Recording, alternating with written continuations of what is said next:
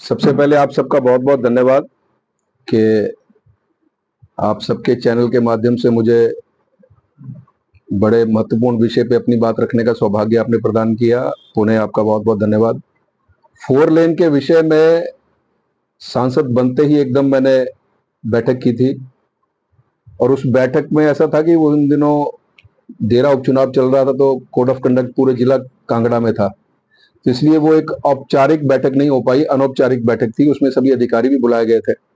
तो उसमें जो खासकर जसूर के संबंधित जो समस्या है उसके विषय में बड़े विस्तार से चर्चा की गई थी और उसमें अधिकारियों ने भी हमें ये एश्योर किया था कि एकदम से इस काम को जल्दी करने की कोशिश करेंगे।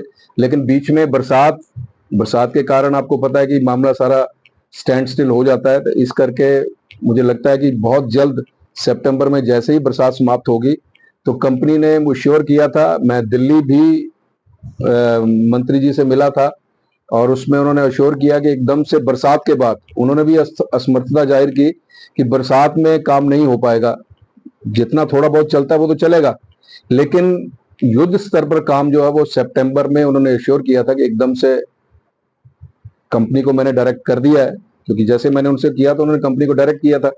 तो उन्होंने कहा कि एकदम से ये काम बड़ी तेजी से चलेगा। मैंने फ्लाईओवर की समस्या का बताया और जो हमारे काम धंधे का हाल है जसूर में उसके विषय में मैंने बड़ी गंभीरता से बताया और मैंने कहा इसके लिए तो एक विक्टिम मैं भी हूँ। तो उन्होंने बड़ी गंभीरता से हमारी बात को सुना है और सितंबर में मुझे लगता है कि बहुत युद्ध स्तर पर ये काम चलना शुरू हो जाएगा। इसके अलावा सर जैसे 3 चीजें यहाँ पर हो रहा है। एक नेत्रा अस्पताल की बात करें तो वहाँ पर अल्ट्रासाउंड की कमी है और महिलाएं जो है वो गर्भावस्था में भी उनको बाहर अल्ट्रासाउंड करवाना पड़ता है। दूसरा सर मातृ शिशु अस्पताल है जिस पर करोड़ों रुपया जो है सरकार का लगा है, वो भी यहाँ से ट्रांसफर है। तीसरा सर एक है इसका चौगान में जो सर ये स्टेडियम, तो वो भी बंद है, वो उसकी भी तो प्रॉपर सुविधा है, वो लोगों तक नहीं पहुंच पा रहा है। ये दो जो प्रश्न आपने किए हैं, एक चौगान का स्टेडियम और एक नूरपुर हॉस्पिटल में अल्ट्रा साउंड की सुविधा, इसके विषय में आप प्रश्न यदि माननीय मुख्यमंत्री जी से करें या हिमाचल प्रदेश के स्वास्थ्य मंत्री जी से करें तो ज्यादा बेहतर होगा, क्योंकि ये केंद्र का करने वाला काम नहीं है, ये प्रदेश का करने वाला काम है।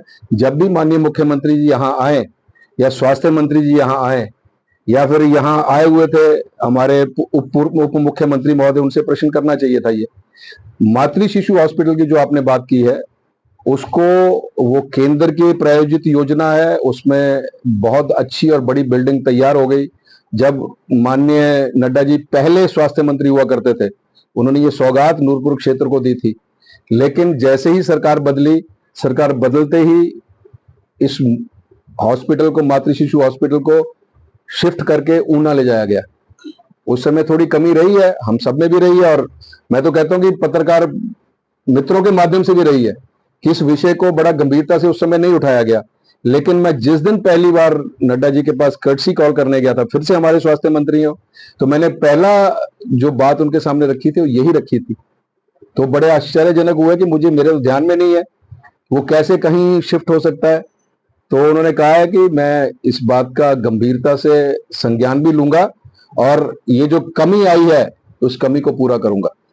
तो इसके लिए तो मैंने तो यहाँ के लिए तो एक ट्रॉमा सेंटर की भी बात की है कि ट्रॉमा सेंटर, क्योंकि सैलानी आते हैं, एक्सीडेंट्स इतने अधिक होते हैं यहाँ पर और हमें इसके लिए पंजाब के ऊपर निर्भर रहना पड़ता है।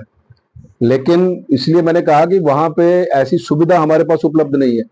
तो एक ट्रॉमा सेंटर, मतलब ट्रॉमा सेंटर यदि आ जाए तो ट्रॉमा सेंटर में लेटेस्ट जो एक्सीडेंट मैनेजमेंट ट्रीटमेंट है वो एकदम से उस ट्रॉमा सेंटर में सुविधा होती है। मैंने नूरपुर के लिए भी और जिला चंबा में बाथरी के लिए भी ये विषय उठाया था।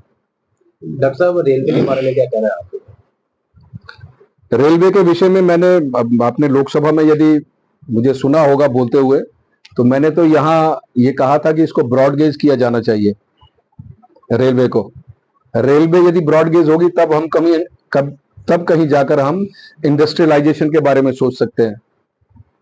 लेकिन मुझे लगता है कि रेल मंत्री महोदय जो मैंने बोला था, अब जो हम बोलते हैं वो, अगर रेल मंत्री वहां नहीं थे, वो अपने ऑफिस में सब सुनते हैं, वहां टीवी लगा होता है, तो उन्होंने मेरे इस बात को सुना। तो जिस दिन मैं हाउस में था तो मुझे बुलाया उन्होंने, अपने पास बिठा के उन्होंने कहा कि आपने बड़ा अच्छा प्रश्न किया था उस दिन, तो लेकिन मुश्किल ये है कि ये हेरिटेज लाइन है, यदि हेरिटेज लाइन हो तो उसको ब्रॉडगेज करने में मुश्किल आती है। तो फिर मैंने उस समय, फिर जब उन्होंने, उनके पास ही बैठा था, मैंने कहा कि रेल पुल नहीं है,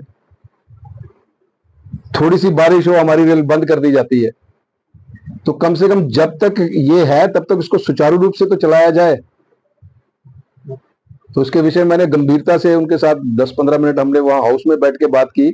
लेकिन हमारे मन में एक और है कि जैसे अनुराग जी ने इतनी मेहनत करके रेलवे लाइन ब्रॉडगेज दौलतपुर चौक तक पहुंचा दी है, तो मैं माननीय अनुराग जी से मिला था, उनके घर जाके मिला था, आधा पौना घंटा हम लोग बैठे। यदि दौलतपुर तक रेल आ सकती है तो दौलतपुर से कांगड़ा क्यों नहीं आ सकती?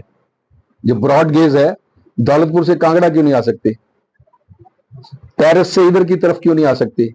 तो इस विषय में बड़े गंभीरता से लगे हैं, कोशिश कर रहे हैं, और मुझे लगता है कि यदि नीयत ठीक हो और काम करने की लगन हो तो कुछ ना कुछ रिजल्ट तो जरूर निकलता है।